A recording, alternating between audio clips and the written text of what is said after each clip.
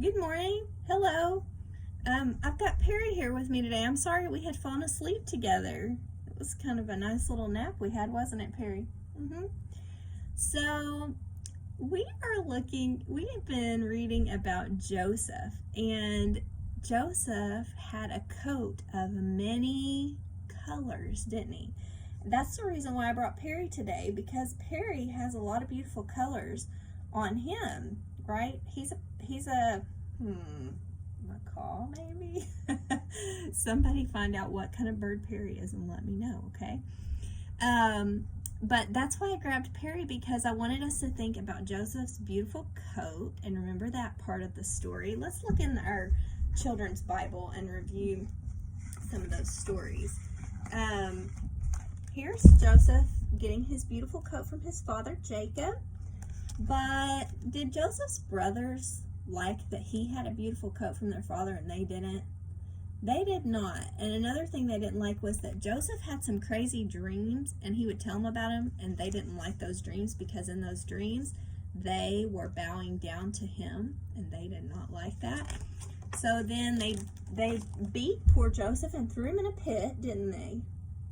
And then they sold him for money to be a slave in a faraway place called Egypt. There he is. I mean, how sad. That's a terrible way to treat your brother, isn't it? Or anyone. Terrible. So then we looked at Joseph as a slave, and he was working for a rich man named Potiphar.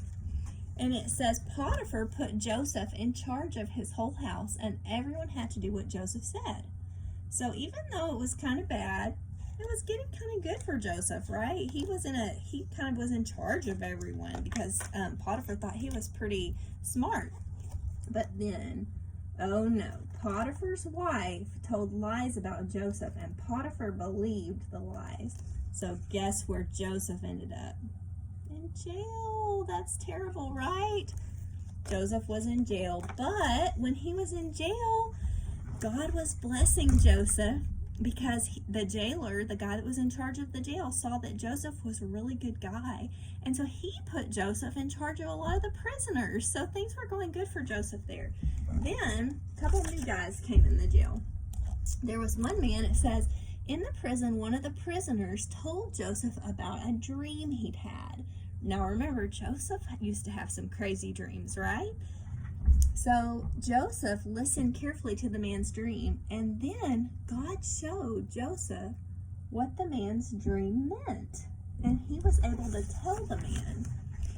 Joseph said in 3 days the man would be working for the king of Egypt like he had been before being put in prison, and sure enough, that's exactly what happened. Yay! So Joseph helped this guy, and then there's another guy that had a weird dream. He was a baker.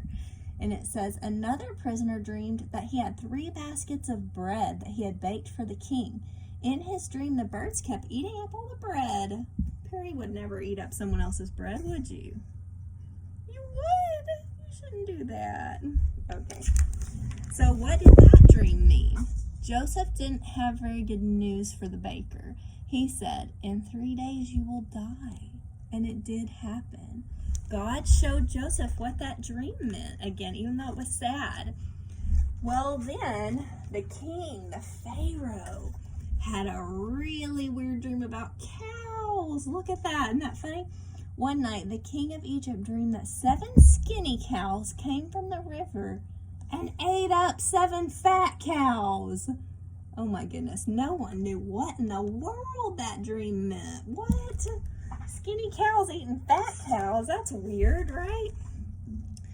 Call for Joseph, said the first man. There's that first guy who had told Joseph his dream in the prison. He remembered. Oh yeah, remember that guy that told me what my dream meant? He can probably help you. So they did. And God showed Joseph what the king's dream meant. And what it meant was that there would be 7 years with lots of food, and then there would be 7 years with almost no food. There's Pharaoh, and there's the guy that had told Joseph his dream. It was a good dream. And he's saying like, oh, why don't you get that Joseph guy to help you from the prison? So Joseph gets out of the prison, and He tells Pharaoh, this is what your dream means, and Pharaoh is impressed. He thinks, wow, this guy really has the Spirit of God in him, because Joseph said, only God can tell us what this dream means. And then God told Joseph, and then Joseph told Pharaoh. So Pharaoh was like, whoa, you really are connected to God. When the king heard what Joseph said, he did something amazing. He put Joseph in charge of gathering enough food to feed everyone during the hungry time. Those 7 years where there wasn't going to be enough food, he put Joseph in charge of that so that they wouldn't run out of food. The king took off his royal ring and put it on Joseph's finger. He gave Joseph fine clothes to wear and put a gold chain around his neck. The king had Joseph ride in one of the royal chariots, and everyone had to bow down to Joseph.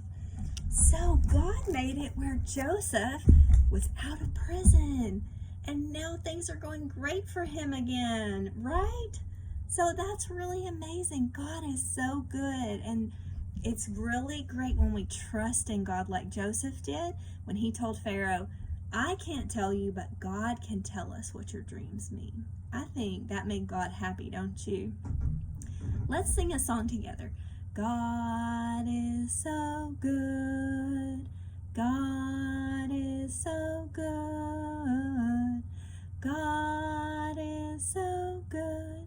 He's so good to me. He was very good to Joseph. Even when things were bad, he was working for Joseph's good. And he does that for you and me too. Did you know that? Did you know, Perry? Okay, let's say a prayer together. Ready? Dear God, thank you so much for loving us and for being so good to us.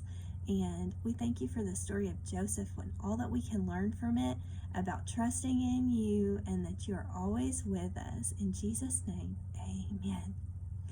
You guys, I hope you have a great week, and I hope you learn some more about Joseph with your families. Okay, bye-bye.